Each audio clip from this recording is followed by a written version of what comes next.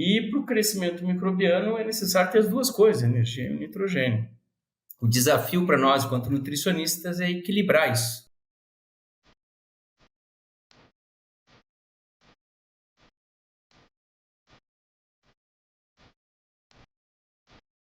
Fala, ouvintes do Mais Rumen Podcast. Meu nome é Bruno Emanuel Barreta. Eu sou estudante de Medicina Veterinária aqui do CAV, da UDESC, de Lages, Santa Catarina.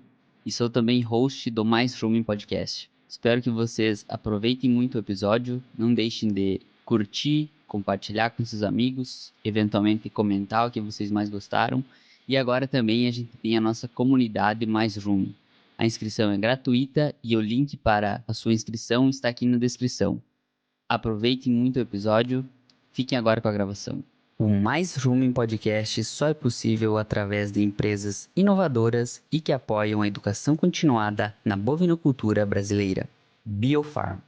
Há 30 anos fazendo do agro um negócio mais rentável.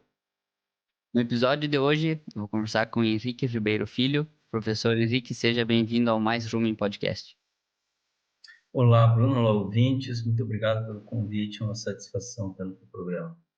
Bacana, professor. Primeira pergunta, eu gostaria que, enfim, nós já nos conhecemos aqui do CAV, da UDESC, mas para a nossa audiência, eu queria que o professor falasse um pouco da trajetória, de onde estudou e de onde leciona hoje também, por favor. Certo. Eu já tenho praticamente 3 décadas de UDESC, né, de CAV. E antes disso eu formei em zootecnia, então, em Santa Maria, final dos anos 80, início dos anos 90, e fui fazer meu mestrado na URGS, em Porto Alegre, na área de nutrição animal, mais especificamente na área de nutrição de ruminantes. E à época ainda havia poucos doutores no mercado, né? Então tive a oportunidade de poder fazer o concurso aqui em Lages, ainda com uma exigência somente para mestrado. Depois eu saí para fazer meu doutorado ali em 1999 e aí durante o doutorado também na URGS fui, mas aí mais na área de plantas forrageiras. Na verdade, assim, fui ser orientado por um professor na área de plantas forrageiras, mas para fazer um trabalho de nutrição com animais em pasto. E aí foi um momento que eu tive a minha primeira experiência no exterior, quando eu pude conduzir meus experimentos de tese no Instituto Nacional de Pesquisa Agronômica, em INRA, na França, com nutrição de vacas leiteiras em pasto. E desde a época já, eu acho, a gente já trabalhava, então já fazia algumas ações no sentido, acho, do tema hoje que tu queres abordar, da eficiência de uso da proteína, enfim. E quando retornei para cá, aí a gente construiu ali uma linha de pesquisa, consolidou, né, com nutrição de animais em pasto, né, nutrição de ruminantes em pasto. E em um determinado momento a gente introduziu nesses trabalhos medidas mais de avaliação do impacto ambiental dos sistemas produtivos, emissões de gases de efeito estufa, e que de certa forma também estão relacionados com a eficiência do uso da proteína, porque principalmente aquela proteína excretada via urina dos animais, ela é um emissor de óxido nitroso com potente gás de efeito estufa, né? Então essa redução na eficiência do uso da proteína também contribui para aumentar o impacto ambiental negativo, vamos dizer, advindo dos sistemas de produção de bovinos. E aí, após ter já uma linha de pesquisa ali com vários orientados de mestrado, doutorado, tendo defendido suas teses dentro dessa temática, a gente sentiu a necessidade de integrar toda essa informação, e foi quando saímos para um pós-doutorado na Universidade da Califórnia, trabalhar com um grupo ligado à área de modelagem, né? Onde essa questão, a temática do impacto ambiental, da estimativa, quantificação, a mensuração, né? Colocar números em cima do que é o impacto ambiental de diferentes sistemas produtivos, eles têm bastante experiência, né? E aí a gente fez um trabalho com eles, voltamos para cá e seguimos sempre nessa interface muito forte da questão da nutrição, com a produção e também com a questão do impacto ambiental dos sistemas produtivos. Perfeito, professor. A gente vai chegar nesse tópico do impacto ambiental, que hoje está sendo bastante discutido, e eu gostaria de iniciar com uma pergunta que vai ajudar os ouvintes também a entenderem, mas para a gente introduzir esse assunto, que seria qual que é a exigência do animal hoje quando a gente fala de proteína? Porque antes a gente falava só de proteína bruta, mas hoje já se entende que ela vai sendo transformada conforme ela chega na boca do animal, no rumen, quando chega no intestino, elas recebem nomes diferentes. Mas de uma maneira geral, qual que seria a exigência hoje do animal quando se fala em proteína? Tanto para ruminantes como para monogástricos, eu sempre digo em aula que quando a gente fornece proteínas para os animais, nós fornecemos a proteína para atender às exigências dos animais em aminoácidos, né? Toda a proteína que vai ser sintetizada, a proteína corporal, seja para reposição de tecidos gases afetados, seja para síntese de uma enzima, seja para síntese de proteína do leite, proteína do ovo, mais especificamente no caso dos ruminantes, do leite e a proteína muscular para ganho de peso, ela tem uma sequência definida em aminoácidos. Alguns desses aminoácidos são possíveis de ser sintetizados a partir de outros e outros não, eles têm que estar na dieta. Os ruminantes têm uma particularidade, e esses que não são possíveis de ser sintetizados, teriam que estar na dieta, a gente define como aminoácidos essenciais, né? Isso vale também para a nutrição humana.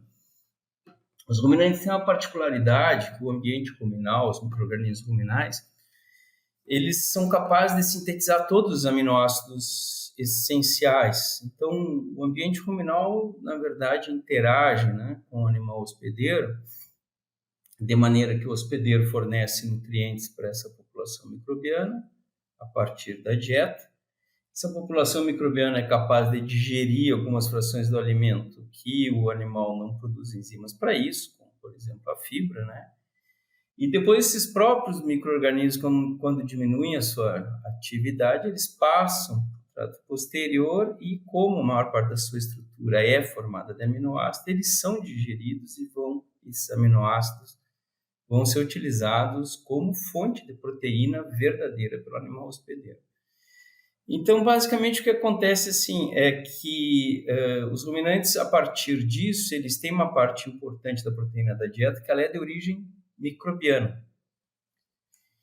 E essa proteína microbiana, ela é somada àquela proteína de origem alimentar que não foi degradada no rumen, né? Que a gente pode chamar de proteína não degradável no rumen, proteína bypass, e a totalidade dessa fração, do que é digerido, né? Que é a fração digestiva, do que é microbiano, mais o que é de origem alimentar, que chega no intestino delgado, é aquela fração de proteína que a gente denomina de proteína metabolizável. Então, há alguns anos atrás, 20, 30 anos, ainda era corriqueiro, né, usual, se formular as dietas para os animais com o objetivo de atender às exigências em proteína bruta. Hoje, os sistemas nutricionais nos permitem estimar uma boa margem de segurança o quanto de proteína metabolizável vai ser disponibilizado para o animal. E essa estimativa passa por saber quanto de proteína de origem alimentar vai chegar e quanto de proteína de origem microbiana vai chegar lá, né? E, enfim, e aí o que acontece no rumen, eu acho que tem aí talvez uma série de questões que a gente pode discutir, né? Porque esse crescimento microbiano depende de matéria orgânica fermentável, que o animal vai ingerir, é fonte de energia para essa população microbiana, mas para que seja formado aminoácido é necessário que haja nitrogênio para a síntese desse aminoácido a partir dessa matéria orgânica que está disponível. Ou seja, para a bactéria se multiplicar, ela precisa da energia e também de fonte de nitrogênio. E esse nitrogênio vem daquela outra fração da proteína que a gente conhece como a proteína degradável no rumen. Então, o alimento tem essas duas fontes, as duas são importantes. E para o crescimento microbiano é necessário ter as duas coisas, energia e nitrogênio. O desafio para nós, enquanto nutricionistas, é equilibrar isso, né? Ou seja, evitar que haja falta ou excesso de proteína degradável para o crescimento microbiano, a falta vai diminuir o crescimento microbiano e o excesso vai ocasionar perdas ruminais dessa proteína, parte vai ser absorvida, né, que a bactéria não conseguiu usar, e aí no fígado é transformado em ureia, que vai ser excretado, seja na urina, seja no leite, como na forma de N-ureico. E essa é uma das importantes causas da redução da eficiência do uso da proteína na alimentação de ruminantes. Perfeito, professor. É como se, com o passar do tempo, a gente quebrou a exigência e falou: peraí, a gente tem que atender a exigência do hospedeiro, mas tem que atender a exigência da microbiota também.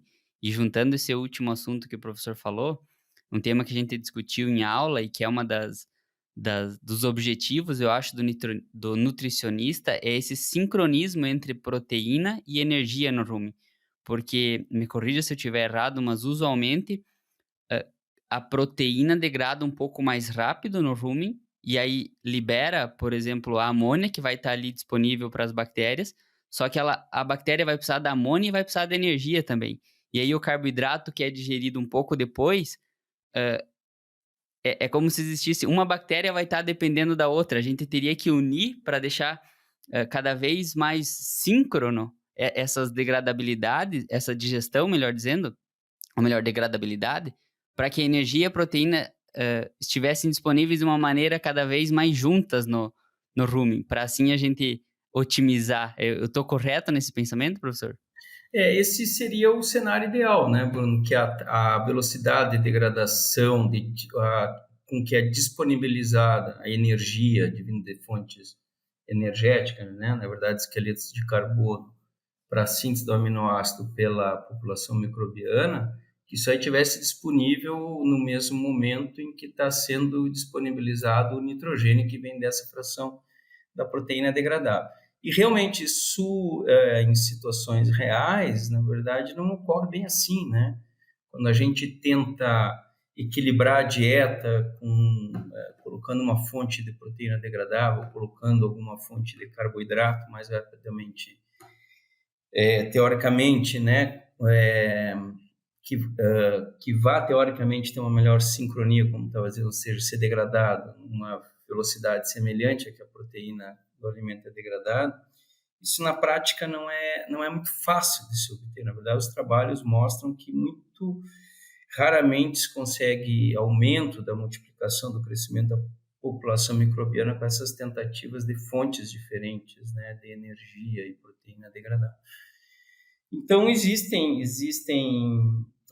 algumas iniciativas, alguns grupos de pesquisa têm tentado avançar no sentido de melhorar essa relação energia-proteína dentro dos próprios alimentos, né, dentro das próprias plantas.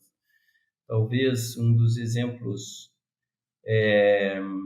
mais didáticos para isso seja o desenvolvimento de cultivares, de espécies forrageiras de inverno, que a gente sabe que são plantas de excelente qualidade, quando bem adubadas, elas têm um teor de proteína degradável no rumen que excede bastante em comparação à matéria orgânica fermentável que existe nessa mesma forragem. Né?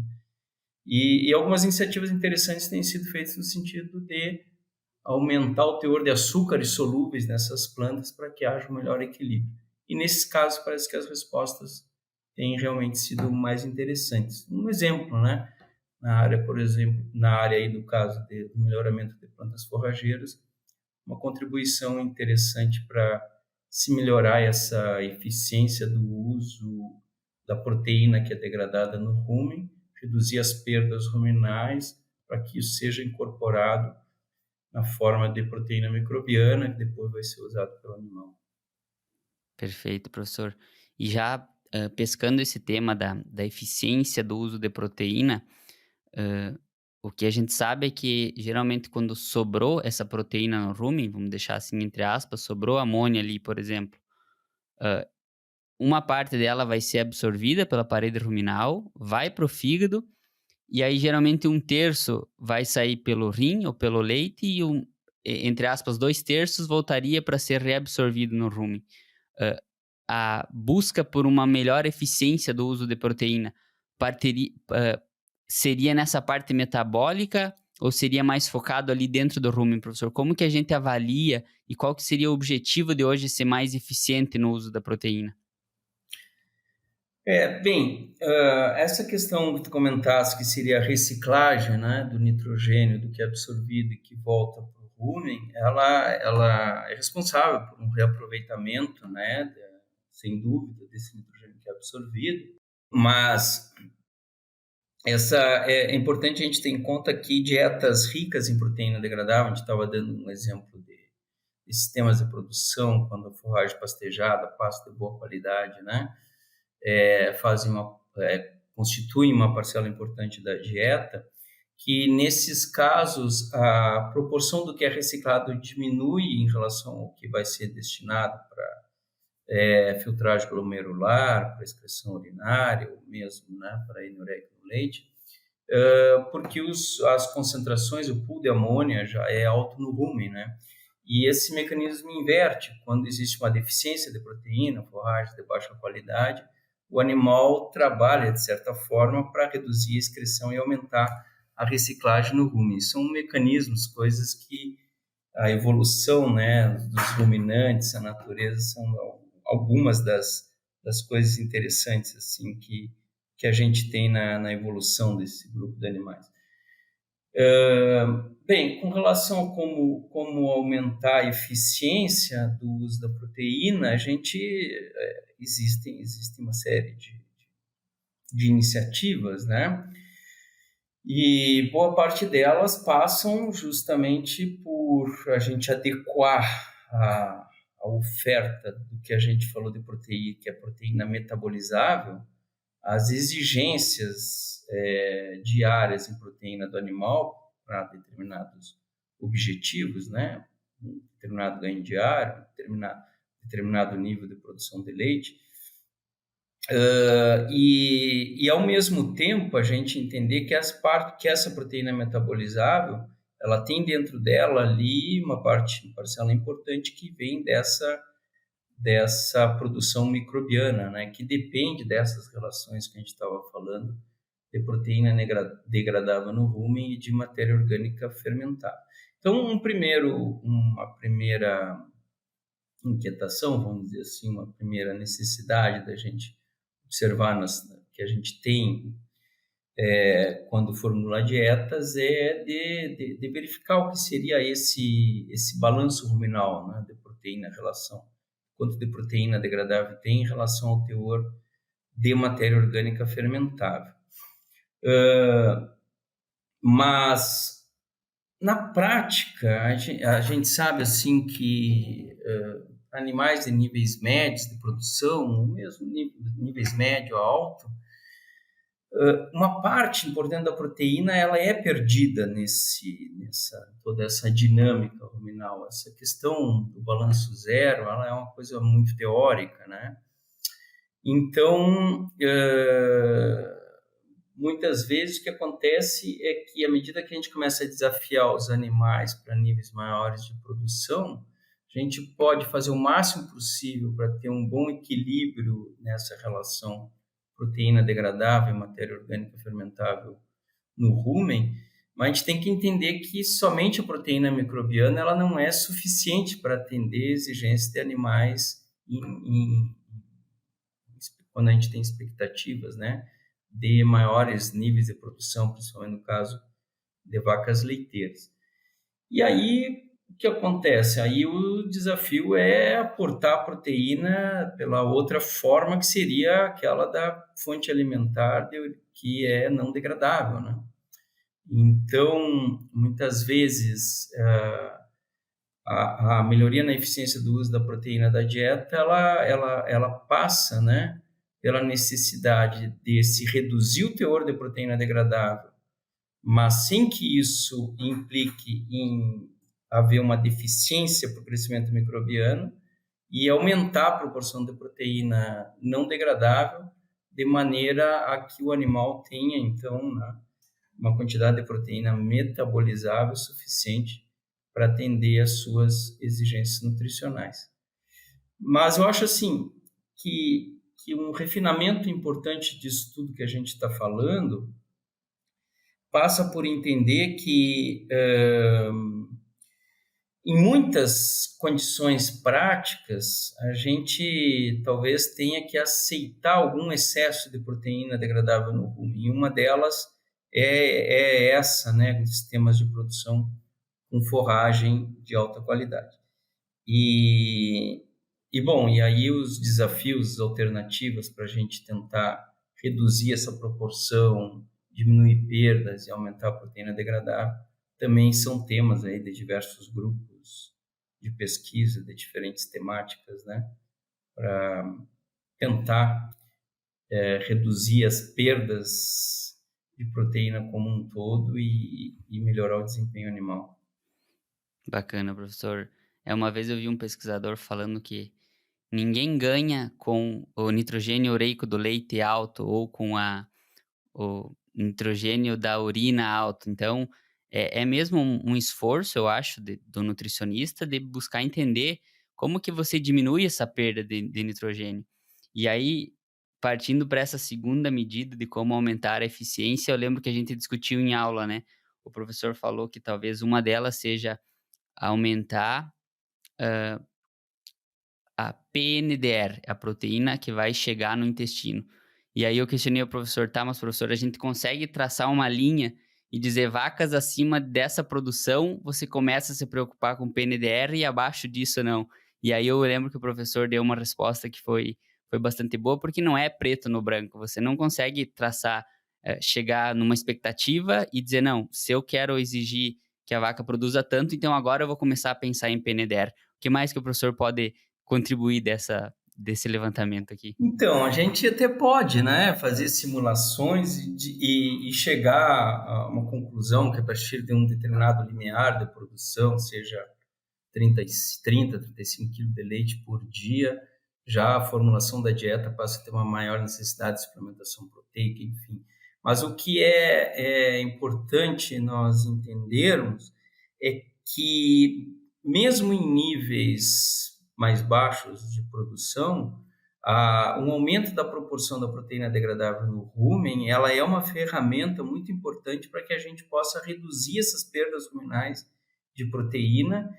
E por mais que em animais com menor exigência nutricional isso não se reflita em melhoria no desempenho, porque o potencial do animal já vinha sendo atendido, isso vai se refletir em uma redução no impacto ambiental do sistema produtivo a partir da redução da excreção nitrogenada, sobretudo na urina, né? Então, essa é uma temática que eu diria assim, para nós, no Brasil, eu falo no Brasil porque a experiência que eu vi, por exemplo, na Europa, isso é algo que está muito no dia a dia da formulação de dietas, dos técnicos, dos produtores, e isso o que se reduzir o teor de proteína degradável, se aumentar a proporção de proteína não degradável, formulando dietas muito mais próximas, assim, de atender efetivamente a exigência em proteína metabolizável, reduzindo perdas ruminais de nitrogênio, porque as nossas fontes de proteínas, elas têm teores de proteína degradável no rumen, via de regra, acima do que é a quantidade de matéria orgânica fermentável que é disponibilizada. A gente estava comentando dessa relação dessas duas variáveis. Qual é o nosso gargalo?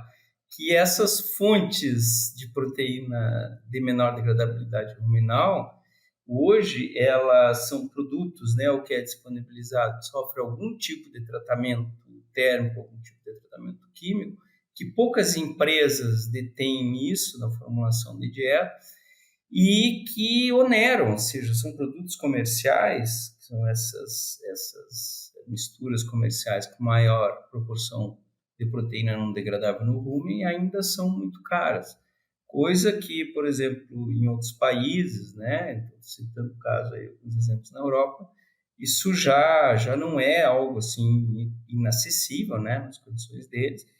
E até eu diria que o uso de fontes de proteína sem algum tipo de tratamento, com alta degradabilidade ruminal, é muito pequeno. Na verdade, já é de uso corriqueiro, por exemplo, vai se usar uma torta de soja, que essa torta passe por algum tipo de tratamento que reduza a degradabilidade ruminal da proteína. Eu acho que esse é um desafio nosso, tentar popularizar, vamos dizer, seria o termo correto, né? Mas democratizar a questão do uso, o acesso a ingredientes, a fontes proteicas, ingredientes com proteína de menor degradabilidade ruminal, obviamente, né? Tendo, do ponto de vista econômico, redução dos custos aí desses ingredientes. Acho que a pesquisa no Brasil ela pode contribuir com isso ainda no curto, médio prazo, tem esperança. Perfeito. Eu acho que antes de nós entrar nessa, talvez numa fonte alternativa de um ingrediente com baixa proteína de degradabilidade ruminal, professor, que eu quero explorar aqui, tem um em específico, mas como que hoje o, o nutricionista, o produtor, até curioso, poderia saber se ele está sendo eficiente? Quais seriam as formas? É pelo nitrogênio ureico no leite? É pelo software de ajuste de dieta, que hoje ele dá uma estimativa para nós de quanto está sobrando de proteína? Quais são os números que a gente poderia olhar para dizer estou sendo mais eficiente ou menos eficiente no uso da proteína? Não, tu citasse duas ferramentas interessantes, né? Os sistemas nutricionais que os técnicos, em geral, que trabalham com nutrição usam, né? E aí todo produtor que tiver bem assessorado, aí ele pode levar essa inquietação para o técnico. Ó, eu acho que a gente está produzindo legal, né? Ainda dá para melhorar, mas eu também me incomodo essa coisa de ficarem dizendo que eu estou poluindo muito. Eu, enquanto indivíduo, gostaria de dar uma contribuição também nesse sentido. E o técnico ele tem sim condições a partir de ferramentas, né, computacionais hoje de ver essas relações a partir da formulação da dieta e tentar fazer esses ajustes, né, na área da bovinocultura de leite. Eu tenho visto assim o pessoal usa muito isso, né, como uma ferramenta de ajuste de dietas. E a outra questão que tu me perguntasse. Do nitrogênio ureico? Do nitrogênio ureico do leite, claro. Sim, também tem parâmetros, né, em torno aí de 12 a 18 miligramas por decilitro, algo nessa ordem seria o recomendado, né? Acima disso seria indicador de um excesso de proteína degradável e abaixo de deficiência de proteína degradável.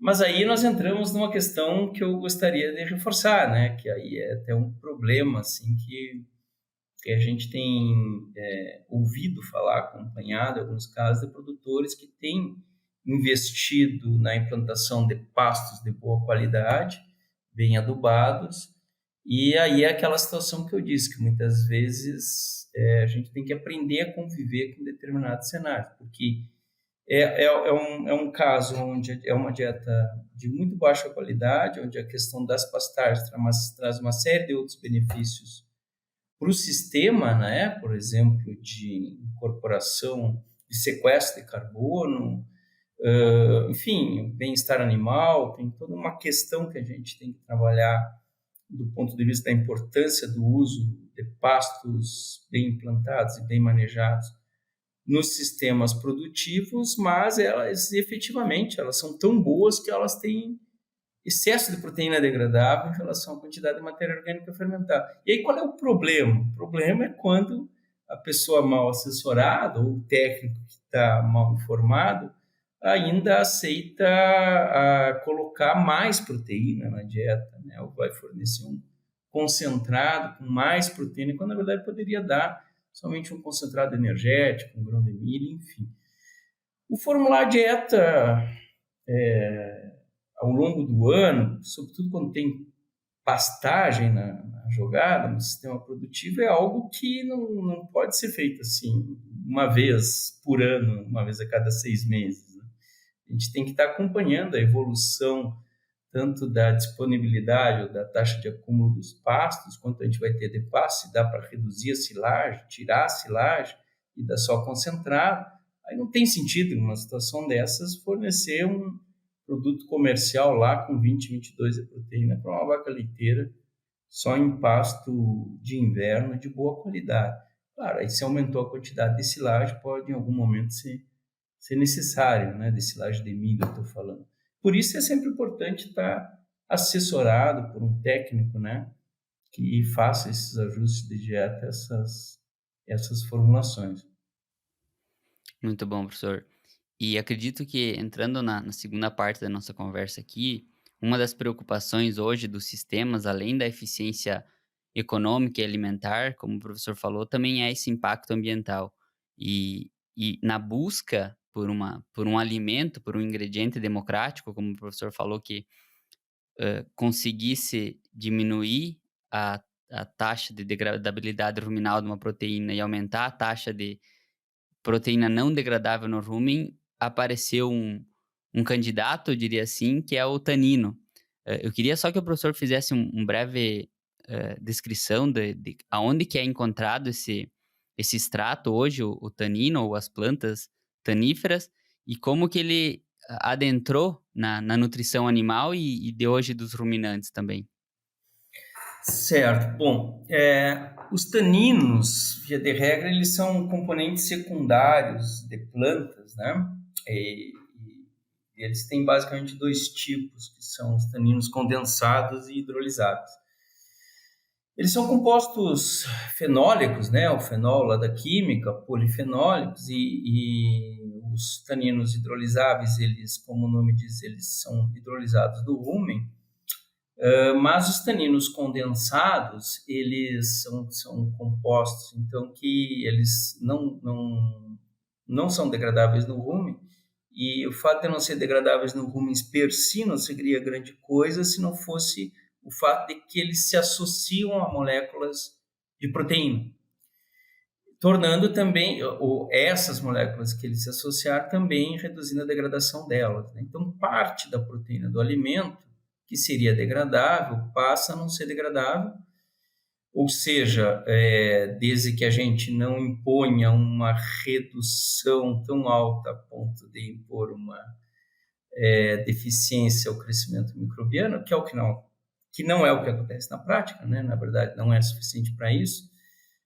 A presença dos taninos, desses taninos condensados, ela auxiliaria a reduzir a degradabilidade ruminal da proteína. Essa proteína, ao passar pelo abomaso, no pH abaixo do abomaso, aí esse complexo ele é dissolvido e a proteína vai ser disponibilizada para ser digerida e absorvida no intestino delgado. Aonde tem esses compostos?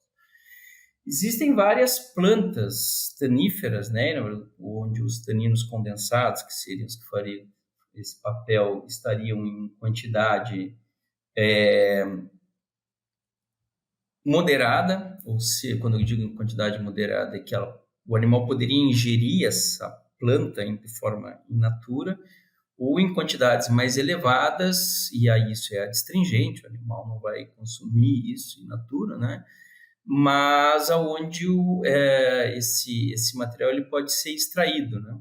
Ser extraído e gerar um produto comercial que depois possa ser utilizado, então, como um aditivo alimentar na formulação de dietas, para o tratamento, por exemplo, de ingredientes proteicos. Na Europa, a gente não sabe muito, assim, as empresas têm pesquisado muitas alternativas, e os taninos naturais, eles têm entrado, a gente sabe que eles não abrem nas empresas quando financiam, não abrem exatamente quais são os produtos que estão usando, porque ele se usou muito tempo para esse tratamento lá, o formaldeído, né? Então, com a proibição, em função dos riscos de câncer, enfim, do uso do formaldeído, então, há mais de 10 anos, uns 20 anos, talvez, as empresas passaram a investir muito nessas alternativas. Eu diria assim que das plantas que nós temos no nosso meio, né, embora não seja uma planta nativa, a acácia negra, ela seria o melhor exemplo de uma fonte desses extratos, né, desses produtos, a partir do momento que ela é beneficiada, né, cortada, enfim, as empresas elas produzem. É interessante que essa técnica, vamos dizer, né, o domínio da tecnologia para a extração, ele é bem dominado porque esses produtos eles foram largamente utilizados na empresa de couro, né, para curtir, curtumes, né. Bom, o que nós temos pela frente aí? É um produto onde nós, particularmente, já conduzimos alguns trabalhos, algumas respostas interessantes, todas elas na linha ambiental, do ponto de vista produtivo, de aumento da produção. As nossas respostas ainda são muito modestas, né? A gente imagina que para animais de alto potencial produtivo essas respostas possam ocorrer, mas o fato é que se a gente conseguir produzir bem, continuar produzindo a mesma coisa, reduzindo de maneira significativa tanto as excreções nitrogenadas que vão contribuir para a emissão do óxido nitroso, com um potente gás de efeito estufa, né? Eu acho que já é uma enorme contribuição. E aí, se tu me permitires, Bruno, eu queria ampliar um pouco essa questão, assim, há pouco tempo, numa palestra, alguém me perguntou eu estava falando sobre a questão das reduções das emissões de metano, de origem de fermentação entérica, enfim, em alguns cenários onde tinha uma pequena redução na produção de leite e uma enorme redução na produção de metano. E alguém me perguntou se o produtor estaria disposto a pagar por aquela redução. O que eu acho assim é que, na verdade, tudo isso, toda essa informação, ela tem que servir para que em algum momento também a gente possa contribuir para a definição de políticas públicas. Ou seja, se nós queremos reduzir o impacto ambiental a partir de sistemas produtivos e continuar sendo competitivos, em algum momento talvez, né, possa ocorrer situações de ter que trabalhar com um certo investimento, não necessariamente com redução da produção, mas sem ter essa resposta no aumento produtivo. Pode ser algo que venha realmente para reduzir de maneira significativa as excreções nitrogenadas, ou até mesmo, no caso, não é exatamente o tema, né, da conversa de hoje, mas também a gente tem respostas interessantes dos taninos condensados nas emissões de metano, de fermentação entérica. Também tem algumas ações ali no metabolismo microbiano que hoje já se sabe, e as respostas nesse sentido são bem interessantes. Nós já fizemos alguma coisa nesse sentido, e as respostas foram bem animadoras. Muito bom, professor. Até se aprofundando um pouco mais nesse assunto, essa diminuição que vocês encontraram aí nos ensaios feitos pelo professor, é uma diminuição direta e indiretamente, ou seja, atuando nas arqueias metanogênicas do rumen e também talvez na disponibilidade de hidrogênio para elas, que é como elas atuam como um sumidouro de hidrogênio hoje, seria essa a atuação dos taninos nas metanogênicas? Então, na verdade, eu acho que seria um passo anterior, né? A gente não chegou a fazer trabalhos mais na área da microbiologia ruminal mesmo, né? O que a gente mediu foi basicamente assim, fornece tanino, mede a emissão de metano, e a gente tem se valido da literatura para tentar explicar essas respostas, né? Mas a gente tem uma parceria com a Universidade Federal de Santa Maria, lá com o professor Gilberto, iniciativas no sentido de tentar conhecer melhor esses processos, né? Em princípio, assim, o que a gente sabe até agora é que esses taninos eles também atuam se associando com alguns carboidratos na dieta, né? Com alguma redução da fermentação, de maneira a atuar aí na redução da pressão de hidrogênio, que vai servir para formar o CH4, que é o metano, enfim. Então, eu diria que a gente sabe bem menos, né, do que a gente tem que saber ainda do porquê das coisas, como que essas coisas acontecem. A gente ainda está numa fase mais de identificar o potencial mitigador desses produtos, né? Mas, sem dúvida, né, a gente deve avançar no sentido de tentar entender um pouco melhor do ponto de vista do metabolismo microbiano quais são os processos, né, que fazem que ocorram essas reduções. Entendi. Só 2 pontos aqui, um é mais de curiosidade, que uma vez eu acabei vendo, até foi acho que pelo professor Gilberto, pelo pessoal da Epagre aqui de Lages, comentando que numa das árvores, nativas aqui da região, que é a abracatinga, no na casca, no tronco dessa árvore, é uma fonte de tanino também, é uma das árvores que contém tanino. E a outra foi quando eu me perguntei: "Poxa vida, mas por que que a gente quer diminuir a digestibilidade de um alimento ao fornecer para o animal?" E eu acho que na tua explicação fica bastante claro, professor, dos objetivos que a gente busca hoje fazer isso e de em que etapa está essa, talvez, desenvolvimento de um extrato tanífero que possa ser associado com alimento ou de um um alimento tanificado, talvez seria esse o nome, mas, queria saber, de fechamento desse assunto, professor, antes de nós ir para as palavras finais, o que que o professor vê, que vem pela frente e até quais os estudos o professor está planejando ou está focando agora também nesse sentido? Então, justamente essa colaboração com a Universidade Federal de Santa Maria, lá com o professor Gilberto e também com a Epagre, ela tem o propósito, né, de nós avançarmos no sentido da produção aí de um produto danificado a partir possivelmente da soja prensada frio, né, da torta de soja.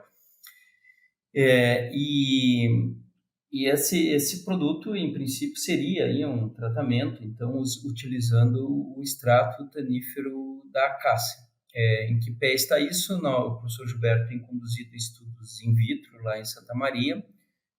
A segunda fase vai ser a condução de trabalhos com ovinos, medindo justamente aí a digestibilidade. Na verdade, assim, tanto consumo como digestibilidade em diferentes cenários dietéticos, né, com animais em instalações que nos permitem coletar, medir tudo que come, tudo que excreta, e não necessariamente assim, nosso objetivo é que reduza a digestibilidade, né, mas é importante que a gente tenha um equilíbrio ali, um balanço onde alguma redução, algum grau de inibição da fermentação ruminal possa ter um benefício no sentido de mitigar as emissões de metano, mas as excreções nitrogenadas, sem que ocorra uma diminuição em variáveis que vão impactar o desempenho, que seria, por exemplo, a ingestão diária de matéria orgânica digestível, que, em última instância, é a ingestão de energia, né? Então, a primeira etapa essa está em andamento dos trabalhos in vitro. A segunda etapa, que seria essa dos trabalhos em vivo, a gente deve conduzir acho que dentro de um mês e pouco, já começar alguns experimentos aqui no CAV e também experimentos paralelos em Santa Maria. E para o final do ano, início do ano que vem, experimentos com vacas em lactação, aqui no setor de bovinocultura no CAV, né? Onde a gente também vai incluir medidas das emissões de metano entérico, que é a colaboração que a gente tem com o pessoal da IPAG. É importante dizer que no bojo desses trabalhos está previsto não só a avaliação do que seria esse extrato tanificado, que a gente está chamando esse ingrediente proteico, né, que a gente está chamando de TANSOI hoje, mas também algo que eu acredito muito, que é no uso, né, de leguminosas forrageiras, de plantas que tem aí esses níveis moderados de tanino que eu comentei contigo, e uma delas, que a gente tem muito interesse de avaliar, é o cornichão. É uma planta, uma forrageira que a gente tem desafios do ponto de vista agronômico muito grandes para a nossa região, de fazê-lo persistir e participar em quantidade importante na matéria seca total das pastagens, né? Acho que parece que a gente ainda tem muito a aprender com relação a isso, mas a gente quer já, à medida do possível, gerar informações sobre de que maneira essa leguminosa pode contribuir não só para melhoria, né, do desempenho animal, porque em função de todos os benefícios que as leguminosas trazem, de aumento do consumo, de melhoria tanto de ganho de peso como na produção de leite, mas que a gente tem uma hipótese assim muito clara, né, de que por razões de literatura também, que a gente está embasado, que isso vai ter um impacto importante na melhoria da eficiência do uso da proteína e também na mitigação das emissões de metano entérico.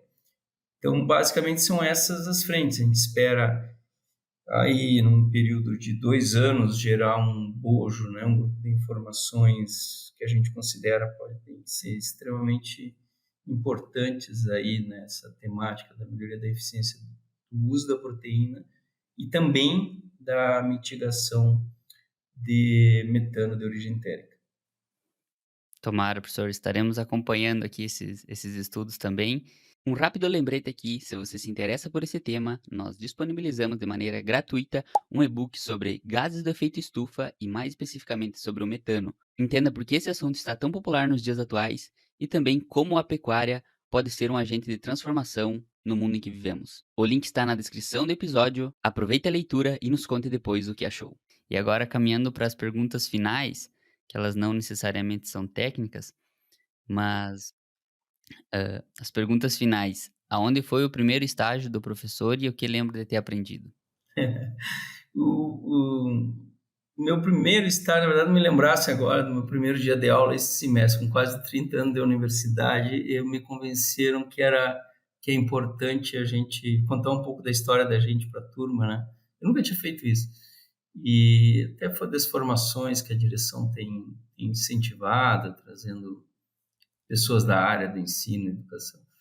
E na verdade, assim, uma das coisas que só as pessoas têm um pouco mais de intimidade comigo, sabia que eu quase que parei de estudar no final do ensino médio, porque eu queria muito trabalhar em fazenda, gostava muito de cavalo, gostava muito da lida na pecuária, enfim, né? Embora minha família tenha uma origem urbana, mas muito novo, me identifiquei com isso, sou da região da fronteira lá de Bagé, e aí vivia para fora, nas fazendas. Depois, terminando o ensino médio, eu queria era ser peão campeiro, meu.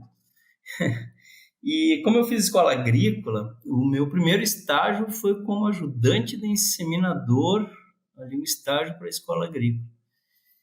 E eu acho assim que o que eu aprendi nesse período, e depois eu fiquei 2 anos, eu parei de estudar para realmente tentar viver aquilo que eu achava que era que ia ser o meu futuro, que ia ser trabalhador rural em fazenda, em pecuária de corte.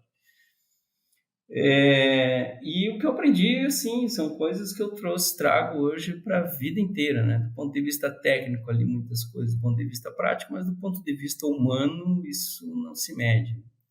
Então, acho que fica, assim, uma dica para os nossos alunos, enfim, não subestimem o trabalhador rural, esse conhecimento intuitivo, conhecimento empírico, né? A gente tem que ter muito cuidado para não sobrevalorizar isso aí, né? Porque, assim, de não reconhecer a importância do conhecimento acadêmico, científico, mas entender que essas coisas se complementam, né? Então, acho que o que eu aprendi nesse período impacta a minha vida até hoje, assim, todas as coisas, essa experiência de aprender a ouvir as pessoas, como a gente tem a aprender sempre com as pessoas das mais diversas origens, mais diferentes níveis sociais, níveis de formação, de escolaridade, enfim. Acho que esse foi o meu grande aprendizado no meu primeiro estágio. Ótimo aprendizado, professor. Por último, a última pergunta que a gente faz aqui é qual o livro que o professor mais indica, ou um dos livros que o professor mais indica, ou o livro que o professor mais deu de presente para os conhecidos. Pois olha, eu acho que teria respostas diferentes para cada uma dessas questões.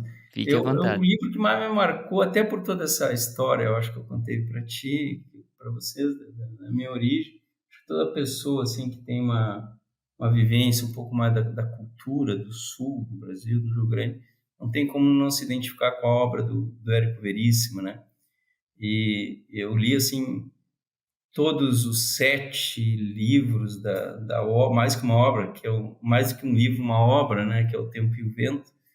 E, assim, tempo recorde, eu nunca li nada tão rápido, porque começava ali e não conseguia parar.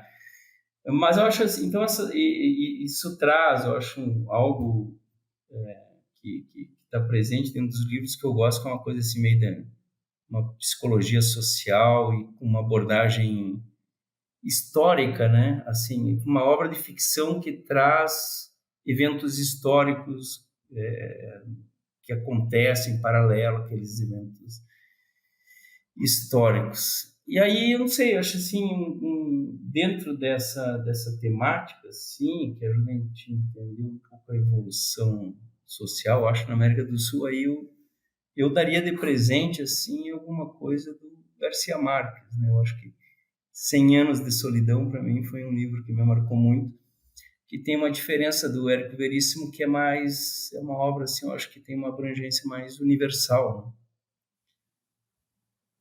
muito bom, E professor. agora, assim, nessa mesma linha, eu estava começando a ler, eu acho que talvez para dar de presente até seria mais indicado, saindo um pouco da América do Sul, Os Miseráveis, do Victor Hugo, que também entra numa lógica, assim, uma abordagem mais sociopolítica, enfim, também com paralelismos, com eventos históricos, né, um romance de ficção que faz um paralelo com eventos históricos. Interessante. Interessante, professor. Agradeço pelas recomendações.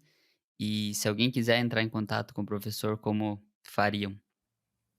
Então, a gente está semana inteira na universidade, né? Sempre. O meu e-mail é henrique.ribeiro@udesc.br. Assim, tu és uma das pessoas, eu acho, que teve menos sorte comigo, que eu sempre demorei mais para responder teus e-mails, mas à medida do possível a gente tenta responder as mensagens sem demorar.